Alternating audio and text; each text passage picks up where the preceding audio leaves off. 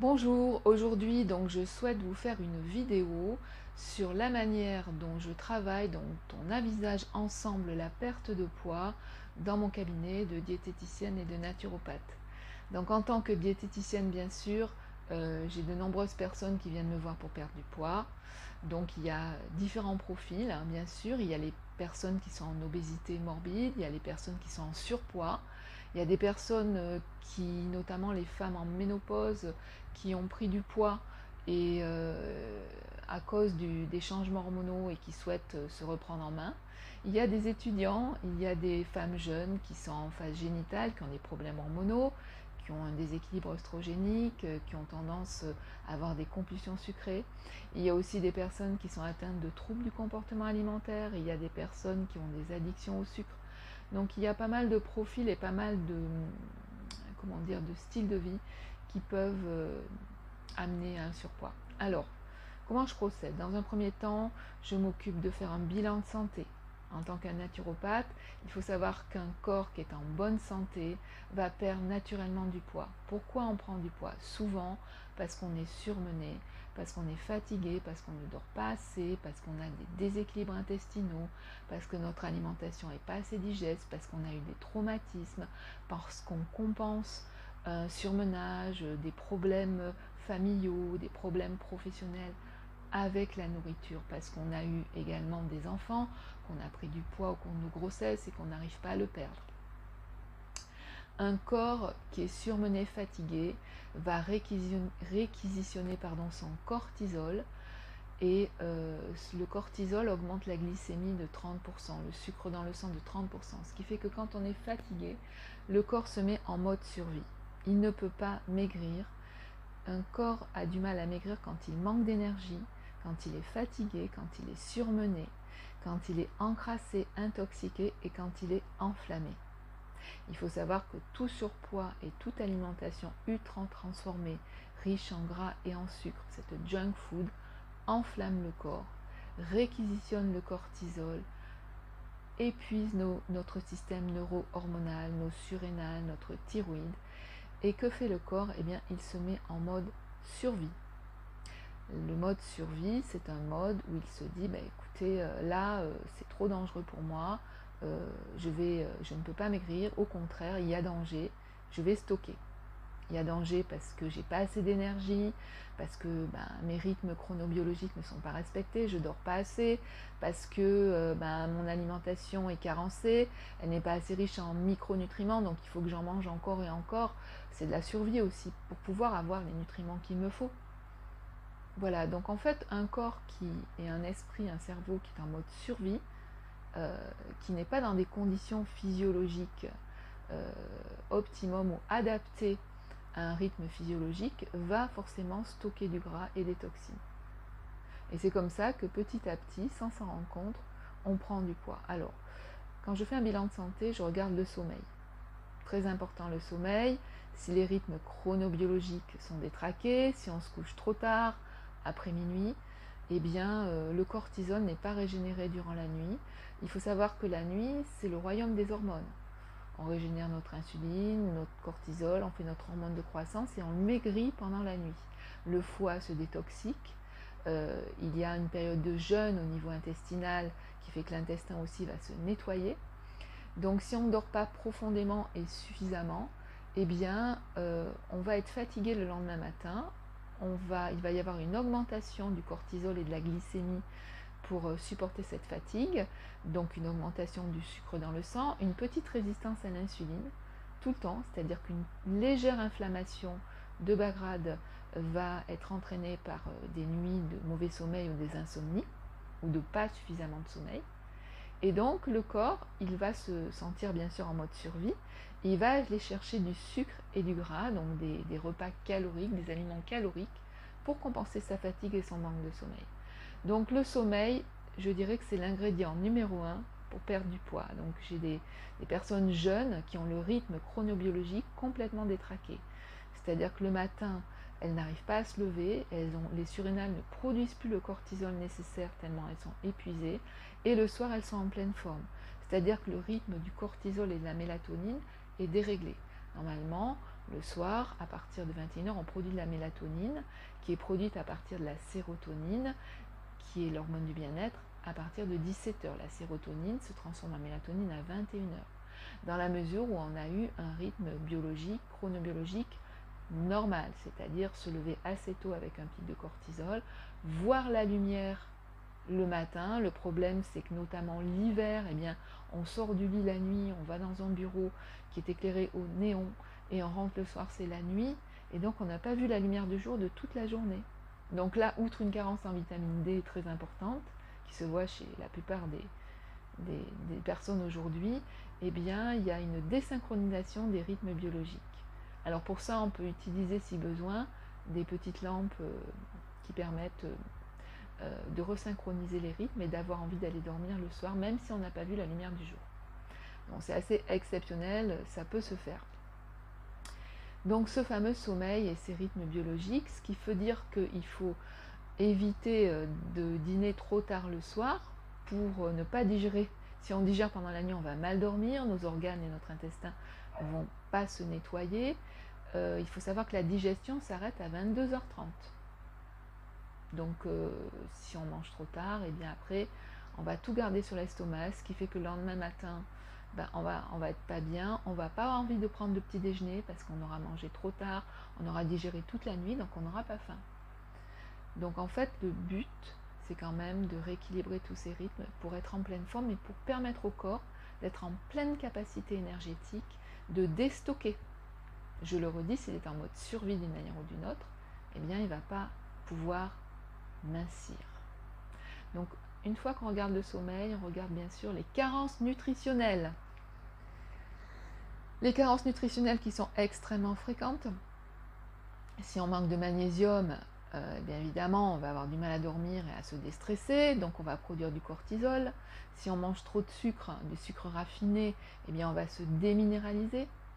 En plus de réquisitionner notre cortisol pour faire baisser notre glycémie et d'épuiser notre système nerveux hormonal, d'acidifier notre corps et de déséquilibrer notre flore intestinale, le sucre blanc, ce que les Américains appellent le starch, le sucre blanc, est une drogue aussi forte, même plus forte que la cocaïne.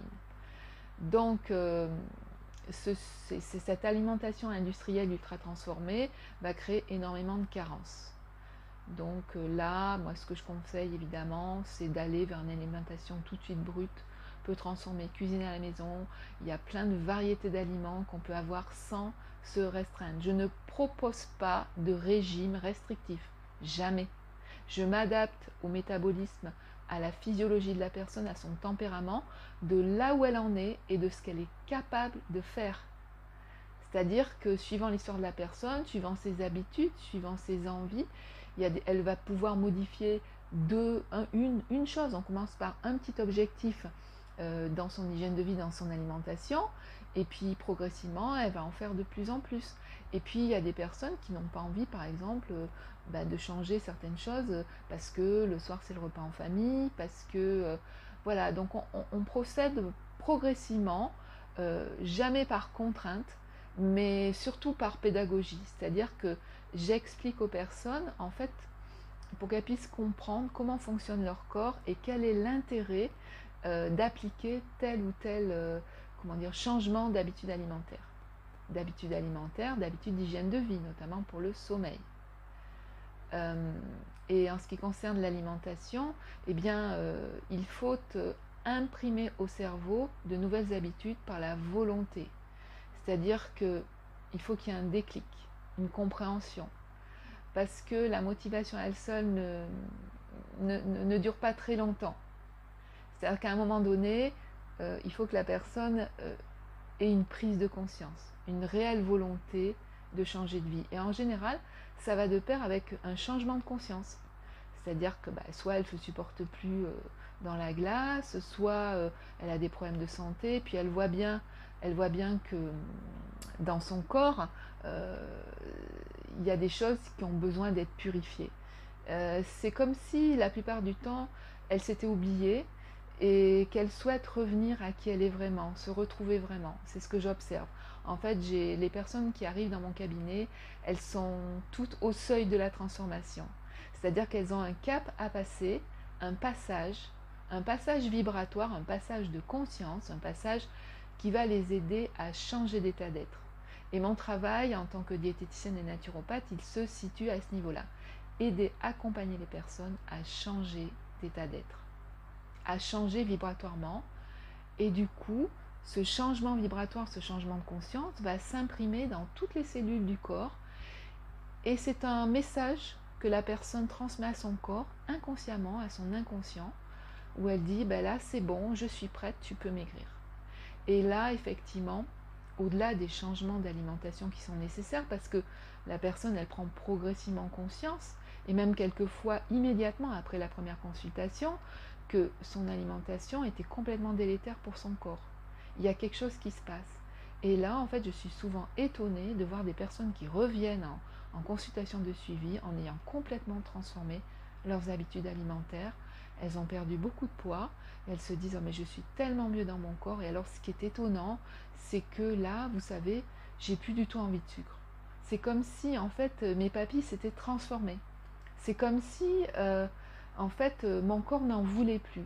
Et effectivement, quand on initie quelque chose par la volonté au départ, après le corps s'habitue, il en redemande. Parce que le corps, tout ce qu'il nous demande, c'est d'être dans un état de physiologie, un état de bien-être. Et cet état de bien-être physique se répercute sur le mental et l'émotionnel. Donc la personne a les idées plus claires, elle les voit plus claires dans sa vie, elle est plus à même de faire des changements à d'autres niveaux de sa vie. Donc en fait c'est un tout, c'est pour ça que je dis que mon approche dans la perte de poids est une approche holistique. Elle prend en compte tous les aspects de votre être. L'hygiène de vie, l'alimentation, la gestion du stress et des émotions, les traumas éventuellement s'il y en a pour les personnes qui le souhaitent et qui en ont besoin. On peut aller faire un travail, j'ai des cartes psychologiques, j'ai des méthodes de coaching qui permettent d'aller à l'origine des déclencheurs du surpoids quand ils sont dans l'enfance. Par exemple, j'ai une patiente qui est venue me voir et qui m'expliquait qu'elle était petite, elle était déjà assez ronde mais très belle.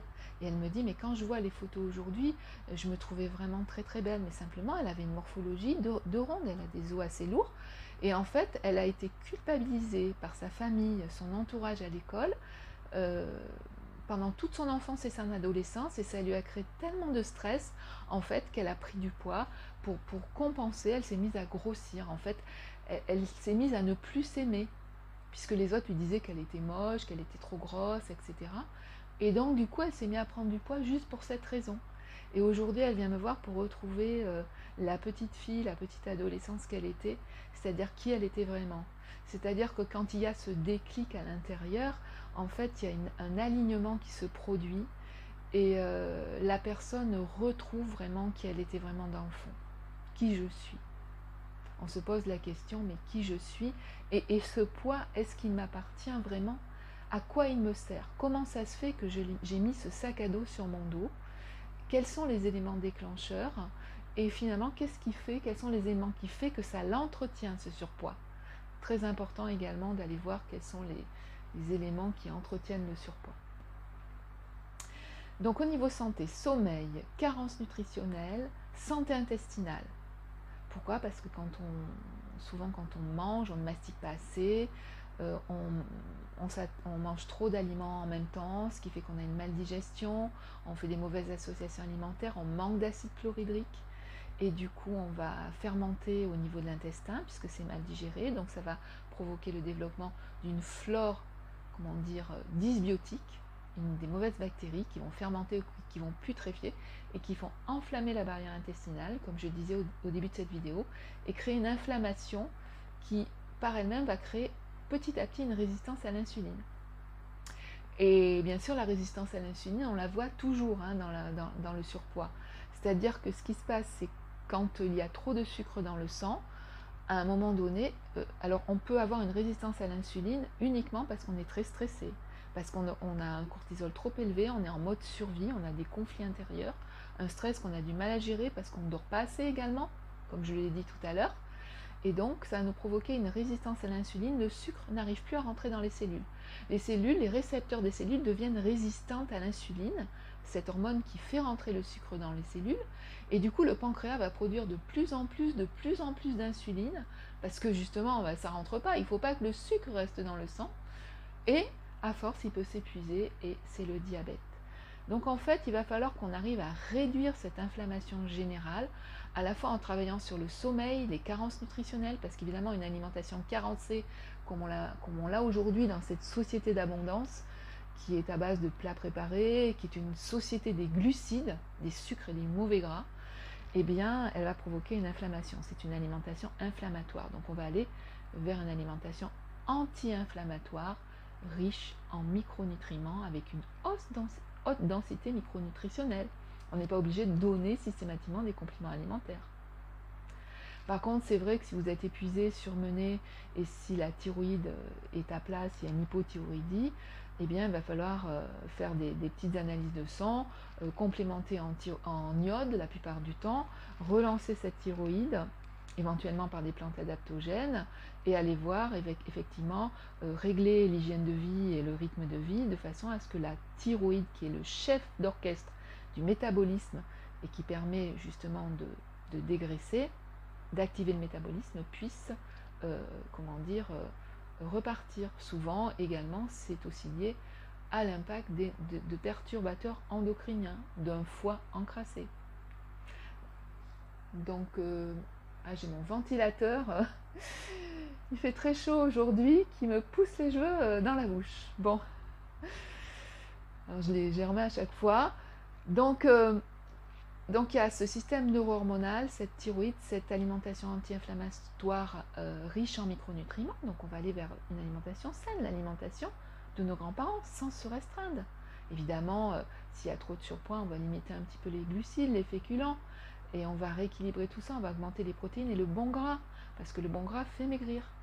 Et oui, on nous a appris, on nous a, matraqué le cerveau depuis les années 50 avec les céréales au petit déjeuner, Kellogg's et compagnie, pour justement nous faire croire qu'en fait il fallait qu'on mange des céréales et des glucides. Donc on est allé vers une alimentation hyperglucidique, et en fustigeant le gras.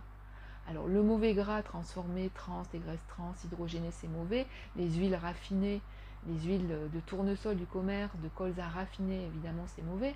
Il faut prendre du bon gras, de la bonne huile d'olive vierge, des avocats, des olives, des oléagineux, de la noix de coco, du beurre, des produits au lait cru, qui ne sont pas à 0%, parce que avec les produits à 0%, les produits laitiers à 0%, on a rajouté du sucre, on a enlevé le gras. Rien de tel pour faire grossir. Le corps ne reconnaît pas ces produits transformés. Et qu'est-ce qu'il en fait? Il les stocke dans les cellules graisseuses sous forme de toxines. Et comme ça, on prend du poids. Donc en fait, en revenant vers une alimentation saine, avec des bonnes protéines, avec des bons légumes, des bons fruits, des bonnes légumineuses, quelques céréales, des tubercules, si possible une alimentation locale et bio, si possible, mais bon, on fait ça progressivement, on va petit à petit, eh bien le corps il va se nettoyer, il va, en rétablissant également nos rythmes chronobiologiques, le corps il va être dans de bonnes conditions et il va retrouver sa forme d'origine. Donc le sommeil, les carences, l'intestin, le système neuro-hormonal, la thyroïde, les surrénales, on vérifie qu'on n'est pas en hypothyroïdie, ce qui est souvent le cas quand on est en surpoids. Pourquoi? Parce qu'on a eu des traumatismes, parce qu'il y a eu des déclencheurs, parce qu'on a des conflits à l'intérieur de soi. Souvent, on a des conflits entre soi et soi, l'image de soi, comme l'exemple de cette jeune femme qui était une belle femme, une belle petite fille, une belle adolescente ronde, et qui s'est engraissée par culpabilité et par jugement parce qu'elle ne s'est pas aimée. Donc il y a des conflits, il y a des déclencheurs, il y a un mésamour de soi-même, un manque de bienveillance, une autodestruction aussi souvent. Et donc il y a un poids qu'on porte aussi, on porte le poids des autres. On veut sauver les autres, on veut sauver, on veut plaire, on veut se sacrifier. Et puis des fois on porte du poids transgénérationnel qui n'est pas le nôtre. Parce que on est gros de mère en fille, de père en fille, parce que quand on a eu des enfants, c'est normal de garder son surpoids, on reste mère, on n'arrive pas à redevenir une femme, et donc on garde son poids. Donc il y a plein de, comment dire, de raisons de rester en surpoids et de garder ce poids. Donc on va aller ensemble balayer toutes ces causes petit à petit pour dresser un bilan et pour agir avec comment dire, beaucoup plus d'efficacité et bien cibler quelles sont vraiment pour vous les causes de votre prise de poids, et vous proposer un plan alimentaire vraiment adapté à votre histoire, à votre culture, à vos horaires, à votre vie professionnelle et familiale. Bien sûr, avec la prise de conscience qu'il y aura quand même des modifications à faire. Mais il faut savoir que tant qu'il y a la thyroïde ne fonctionne pas bien, parce que le foie est encrassé, parce qu'il y a une inflammation de bas grade dans le corps, eh bien c'est difficile de maigrir. Donc il va falloir en priorité arriver, avant de pouvoir perdre du poids, à faire baisser l'inflammation. Et c'est très rapide. Dès qu'on fait baisser l'inflammation, il y a toute la silhouette qui se transforme. Eh bien, on se rend compte qu'on perd notre bouée abdominale, parce que c'est à ce niveau-là que ça se met. Cette bouée abdominale qui est le signe d'une résistance à l'insuline, de trop de cortisol, de stress dans le sang, de trop de sucre aussi. Et donc, on va, faire baisser l'inflammation. Alors, il y a plusieurs façons de le faire, hein. J'ai plusieurs outils, plusieurs cordes à mon arc pour vous aider avec ça. Donc, on commence par ça. Et le fait de changer en même temps progressivement son alimentation va faire baisser son inflammation. Donc, on va aussi regarder à quel âge de la vie vous vous situez. Si vous êtes jeune, si vous êtes en phase d'activité génitale, avec un petit déséquilibre hormonal, avec des règles douloureuses, avec des compulsions sucrées, donc avant les règles, il faut savoir que là aussi on s'adapte. C'est normal d'avoir envie de sucre un petit peu la semaine avant les règles. Donc là, on va aller vers une alimentation un peu plus sucrée, mais naturellement sucrée, parce qu'il faut produire plus de sérotonine. Il y a un effondrement hormonal après donc l'ovulation, et donc avant les règles, les neuromédiateurs comme la sérotonine sont moins actifs. Alors il y a aussi la phase de la ménopause, il y a la phase de l'andropause pour les hommes. Et la phase de la ménopause, il ne faut pas attendre pour venir consulter une diététicienne ou un nutritionniste d'avoir la petite bouée abdominale et de voir que notre métabolisme ralentit. Pourquoi? Parce qu'en ménopause, la femme, enfin les oestrogènes et la progestérone sont les deux hormones. D'abord la progestérone, puis les oestrogènes vont baisser. Et en fait, il va rester chez la femme la testostérone. Et donc, à la ménopause, la femme, elle se masculinise et elle va être plus sensible au niveau cardiovasculaire, comme les hommes. Il n'y a plus les oestrogènes pour la protéger du sucre.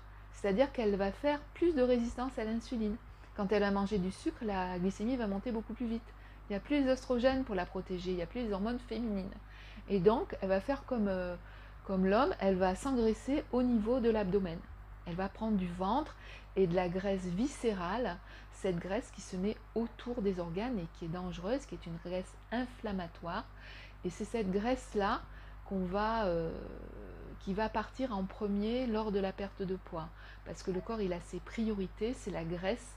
Contrairement à la graisse sous-cutanée qui n'est pas dangereuse, la graisse viscérale qui se met autour des organes et que l'on voit quand on a un petit ventre rond, notamment chez les hommes, ou un ventre proéminent un petit peu chez la femme qui apparaît à la ménopause, c'est cette graisse viscérale qui est très inflammatoire et qui est dangereuse au niveau cardiovasculaire et que le corps va s'attacher à perdre en priorité, c'est-à-dire qu'on ne va pas voir une baisse de poids sur la balance, on va voir un ventre qui va, diminuer et un tour de taille qui va baisser. C'est le tour de taille plus que le poids sur la balance qui est l'indicateur d'une bonne santé, et quand il diminue, c'est vraiment très très bon signe. Donc il y a plusieurs façons bien sûr de baisser cette inflammation. Et quand on arrive en ménopause, il ne faut pas attendre de voir qu'on est plus fatigué, parce que la thyroïde est ralentie aussi à la ménopause, hein. Donc déjà dès la périménopause, il faut commencer à se prendre en main en mettant en place une petite activité physique régulière, si on peut, si on a le temps. Mais bon, le sport n'est pas la priorité dans la perte de poids, hein. Le sommeil, par exemple, est beaucoup plus important que l'activité physique. Et ça, vous ne le savez peut-être pas, on ne vous l'a peut-être pas dit. même que l'alimentation. Donc, souvent en périménopause, on dort mal parce que la progestérone baisse. Et la progestérone, c'est l'hormone du bien-être, c'est l'hormone du calme. C'est, comment dire, elle stimule le GABA, un neuromédiateur équilibrant dans le cerveau. C'est l'hormone de la sérénité. Donc, quand elle commence à baisser, on a du mal on a des insomnies. Après, c'est les oestrogènes qui baissent. Et là, c'est des bouffées de chaleur et les sueurs nocturnes, ça nous empêche de dormir. Donc, il y a plein de solutions naturelles pour pouvoir pallier à ça, en naturopathie, en micronutrition, en nutrition fonctionnelle, et donc qui permettent aux femmes d'avoir des bonnes nuits de sommeil, et parce que ne pas dormir comme ça pendant une dizaine d'années, parce que ça dure longtemps, hein, la périménopause, la ménopause, eh bien ça peut faire prendre du poids, le métabolisme se ralentit, et on se masculinise, donc c'est pour ça que les femmes, elles ont leur corps qui change, et il faut le savoir, il faut prévenir, parce qu'on peut éviter ça. On peut éviter ça, on peut éviter comment dire, en prévenant tous ces changements, en agissant avec des aliments et des super aliments naturels, avec des plantes, pour que ça se passe beaucoup mieux et pour qu'il n'y ait pas cette prise de poids à la ménopause, et pour également accompagner la thyroïde et les surrénales, puisqu'à la ménopause, qu'est-ce qui se passe? Ce ne sont plus les ovaires qui produisent les hormones, ça va être les surrénales, les petites glandes qui sont au-dessus des reins. Et si la femme elle arrive en ménopause complètement fatiguée, épuisée, eh bien les surrénales ne pourront plus pas produire les hormones. C'est pour ça qu'il y a beaucoup de différences au niveau de la ménopause. Il y a des femmes qui vont être très fatiguées, qui vont prendre du poids, et d'autres qui vont passer une ménopause sans aucun symptôme. Parce que les surrénales crachent comme il faut, arrivent à produire des hormones, et aussi, à la ménopause, c'est le gras qui va, les cellules graisseuses qui vont se mettre à produire les oestrogènes. Donc il ne faut pas être trop sèche à la ménopause non plus. Donc voilà, si on prend un petit peu de poids, un petit peu de gras, c'est pas grave. Sinon, si on sèche trop à la ménopause, notre corps va nous rappeler à l'ordre avec des insomnies, avec des compulsions. Je l'ai vécu, donc je peux en parler. Je sais ce que c'est. Il ne faut pas descendre au-dessous d'un certain niveau de poids à la ménopause. C'est-à-dire que sans prendre de poids, bien sûr, il faut respecter. Il ne faut pas vouloir sécher à tout prix, parce que c'est avec le gras que les oestrogènes sont produits. Et on peut provoquer des compulsions alimentaires, de la dépression même, et donc un manque, des problèmes neurologiques et des insomnies. Et donc c'est contre-productif, parce qu'à ce moment-là, on va reprendre du poids, on va pas être bien. Donc il y a plein de choses à faire à ce moment-là. J'ai pas mal de femmes qui viennent me voir parce qu'elles ont pris du poids à la ménopause. Donc mesdames, n'hésitez pas, vous pouvez venir. Donc bien sûr, on va faire le bilan de santé. Et souvent à ce moment-là, il y a des dysbioses, il y a des problèmes intestinaux, il y a de la maldigestion, il y a des reflux, enfin il y a de l'hypothyroïdie. Plein de choses à revoir, qu'on peut revoir, et qui vont aider la personne à retrouver son équilibre. Voilà, et en ce qui concerne donc l'histoire de vie, les événements déclencheurs, évidemment, on travaille sur l'aspect psycho-émotionnel pour les personnes qui le souhaitent. C'est-à-dire qu'on va aller avec toute bienveillance, apprendre à s'aimer, parfois retrouver cet enfant en nous qui a subi des maltraitances, des moqueries, dont les parents ne se sont pas occupés et qui s'est réfugié dans le sucre. Voilà, donc il y a des choses que l'on peut faire ensemble, et en fait le but de ces transformations, c'est d'arriver à plus de conscience de soi et à s'aligner intérieurement. C'est-à-dire que si on a un problème dans notre vie, c'est souvent parce qu'on n'a pas assez de dopamine. La dopamine, c'est l'hormone qui permet de faire des projets, d'avoir du plaisir. Et alors on va chercher du plaisir dans la nourriture. Et alors le but, c'est de trouver des plaisirs dans notre vie, de faire des choses qui nous font plaisir, qui nous font du bien, et de se faire plaisir autrement qu'avec la nourriture. Et donc d'aller de plus en plus vers un alignement intérieur, d'aller trouver quel est notre, qu'est-ce qui nous plaît, qu'est-ce qu'on a envie de faire dans notre vie, qu'est-ce qu'on a envie de mettre en place, quels sont les projets. Et quand on est mieux dans notre vie, dans notre corps, dans notre poids, on va pouvoir avancer dans notre vie, on va pouvoir évoluer. En fait, c'est un tout, hein, c'est un cercle vertueux, hein, et on va pouvoir mettre en place de nouvelles choses et changer, transformer complètement notre vie. Alors, ce qui se passe aussi, c'est quand on est en surpoids, c'est qu'en fait, on appelle ça les kilos qui donnent faim. C'est-à-dire que les cellules graisseuses vont, comment dire, vous donner faim. Au bout d'un certain temps, il y a une inflammation, comme je disais, qui se met en place dans le corps quand on a du surpoids. Je ne parle pas de 2-3 kilos, hein, je parle au-delà de 10 kilos, ça commence déjà, hein, 8 kilos. Et donc, à un moment donné, la satiété n'est plus là. Pourquoi? Parce que la satiété, elle est donnée par la gréline et par la leptine.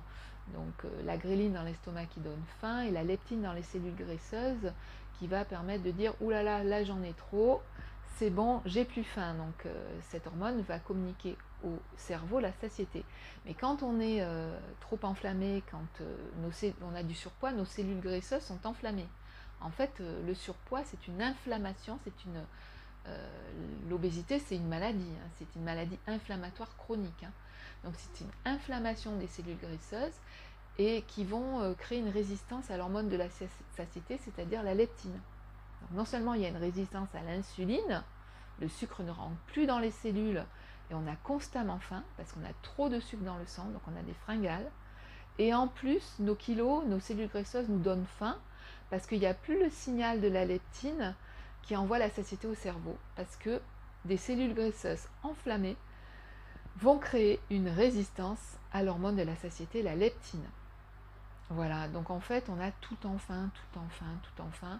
Et il faut savoir aussi que quand on donne à notre corps et à notre cerveau une alimentation ultra transformée, riche en gras, en mauvais sucre, comme on la voit aujourd'hui dans cette société d'abondance, eh bien notre corps s'habitue et notre cerveau à cette alimentation, elle est addictive, elle crée énormément de dopamine, ce qu'on appelle le bliss point, des circuits du plaisir dans le cerveau sont extrêmement sollicités à des niveaux énormes. D'ailleurs, il y a des psychologues et des scientifiques qui travaillent avec les entreprises agroalimentaires pour arriver à créer des produits avec un niveau de satisfaction, de bliss point, de plaisir optimum pour rendre les gens addicts à cette nourriture, accros à cette nourriture. Donc on est drogué.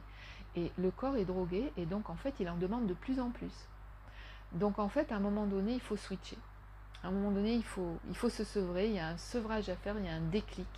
Et c'est totalement possible. Hein. J'ai accompagné plein de patients dans mon cabinet, plusieurs personnes qui ont réussi à faire ce déclic, des personnes qui mangeaient très mal, une nourriture addictive, qui mangeaient n'importe comment, à n'importe quelle heure, et qui ont réussi à retrouver leur poids de forme avec une alimentation saine. Bien sûr, ça n'empêche pas les plaisirs, hein, on va pas, il y a la vie sociale, la vie familiale, alors moi je fais rien de restrictif, hein. Vous avez bien compris, je crois que je l'ai assez expliqué dans la vidéo, un corps en bonne santé, quand on le met dans des bonnes conditions physiologiques, il va maigrir naturellement. Donc en fait, le tout c'est de retrouver les paramètres de santé, rééquilibrer les 5 piliers de santé.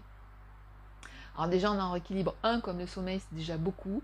Après on fait l'alimentation, ou on commence par l'alimentation et le sommeil. Enfin on y va progressivement et petit à petit, eh bien, les choses, le corps se rééquilibre. Et on se sèvre. Parce que ce qu'il faut savoir en plus aujourd'hui, c'est qu'on est quand même obligé d'actionner notre volonté. Et moi, je vous accompagne, je vous coach là-dedans. À chaque fois, je vous montre les avantages. Ensemble, on évalue vos progrès, on voit, parce qu'il faut qu'il y ait une personne extérieure qui puisse voir que vous avez minci, qui puisse vous féliciter, vous accompagner dans ce processus qui n'est pas facile quand même, il faut le dire. Hein. C'est un travail très difficile pour le thérapeute qui accompagne une personne qui veut perdre du poids. Et c'est également quelque chose un challenge, une véritable aventure intérieure pour la personne qui perd du poids.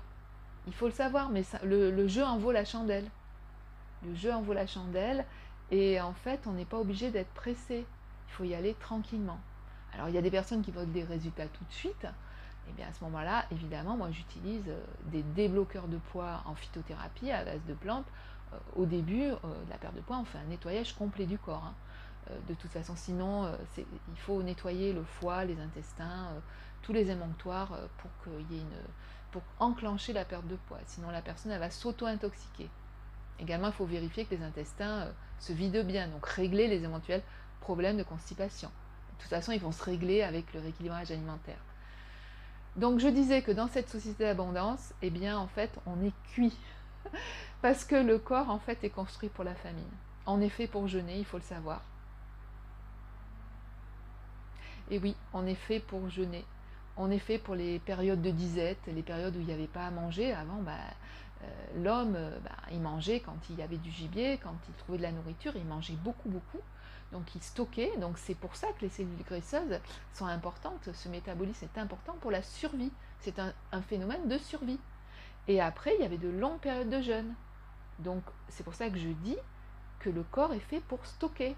Donc dans la société d'abondance dans laquelle on est aujourd'hui, vous imaginez les dégâts. C'est pour ça qu'il y a plus de 45% de personnes en surpoids en France.